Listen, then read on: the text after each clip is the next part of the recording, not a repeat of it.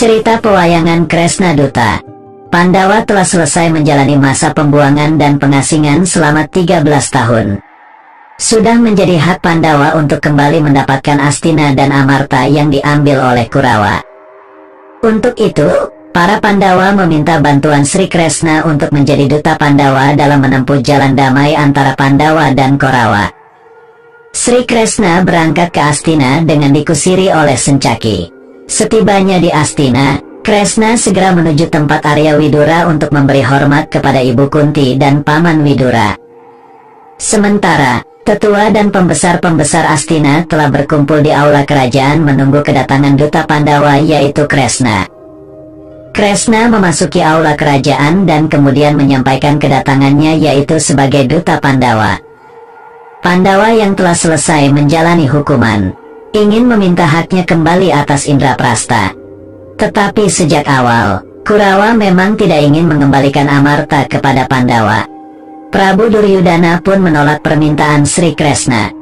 Duryudana memberikan berbagai alasan, yang memang sudah direncanakan, untuk memperkuat alasan mereka bahwa mereka tidak ingin mengembalikan Indraprasta kepada Pandawa. Duryudana mengatakan bahwa tindakan Pandawa mengadakan upacara Raja Suya menunjukkan bahwa Pandawa mengagungkan diri mereka sendiri. Sri Kresna kemudian menjawab bahwa Raja Suya itu bukan merupakan keputusan Yudhistira, melainkan merupakan kesepakatan raja-raja yang mengakui Yudhistira sebagai Raja Arif Bijaksana. Duryudana kemudian berdalih bahwa para Pandawa telah melanggar hukuman ketika terjadi perselisihan antara Hastina dan Wirata.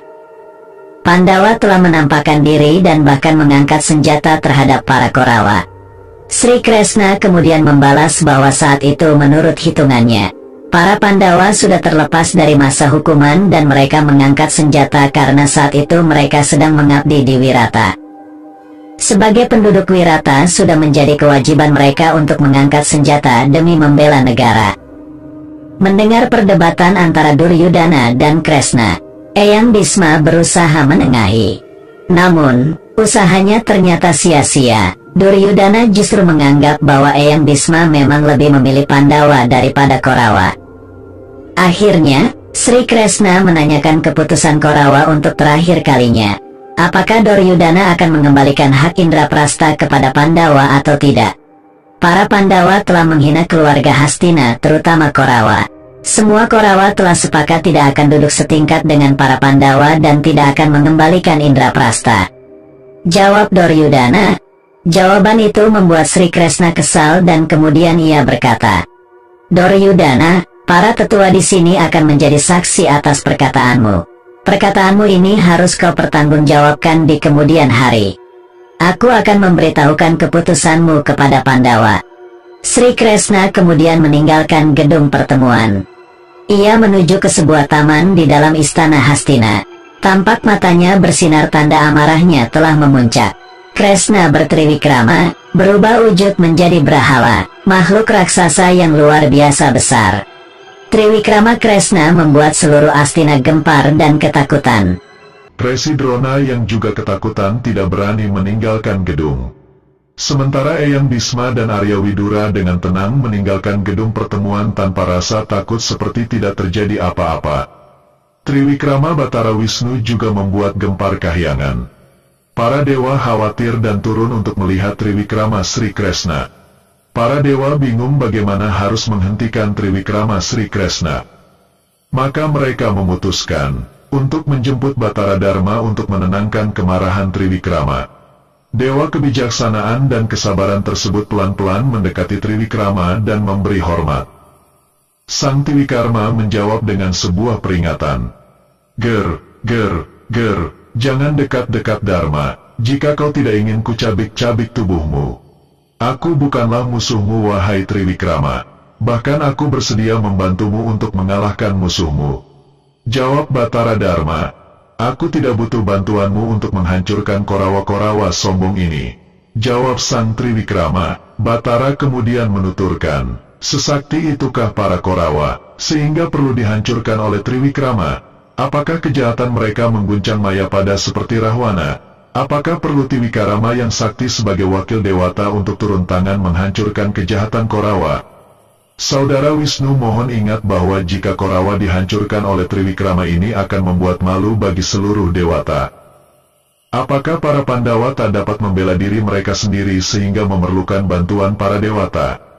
Mohon adik Wisnu memperhitungkan lagi tindakan ini yang akan mencoreng muka seluruh dewata dan juga memalukan Pandawa. Mendengar penuturan Batara Dharma, dalam sekejap Triwikrama itu menghilang dan kembali sebagai Sri Kresna.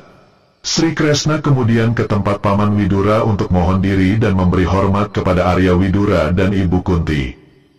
Ia pergi meninggalkan Hastina untuk menyampaikan berita hasil pertemuan dengan Korawa kepada para Pandawa.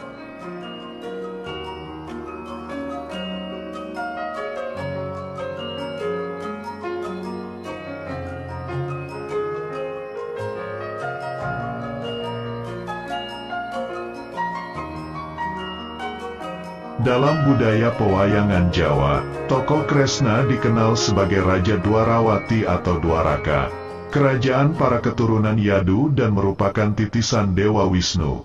Kresna adalah putra Basudewa. Ia dilahirkan sebagai putra kedua dari 3 bersaudara, tetapi dalam versi Mahabharata ia merupakan putra ke-8. Kakaknya bernama Baladewa atau Balarama alias Kakrasana dan adiknya dikenal sebagai Sembadra atau Subadra. Kresna memiliki 3 orang istri dan 3 orang anak.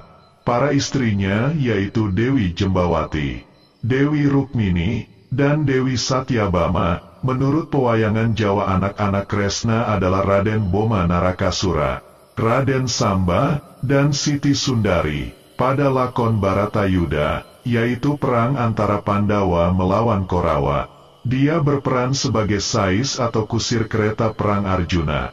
Ia juga merupakan salah satu penasihat utama pihak Pandawa sebelum perang melawan Karna, atau dalam babak yang dinamakan Karna Tanding.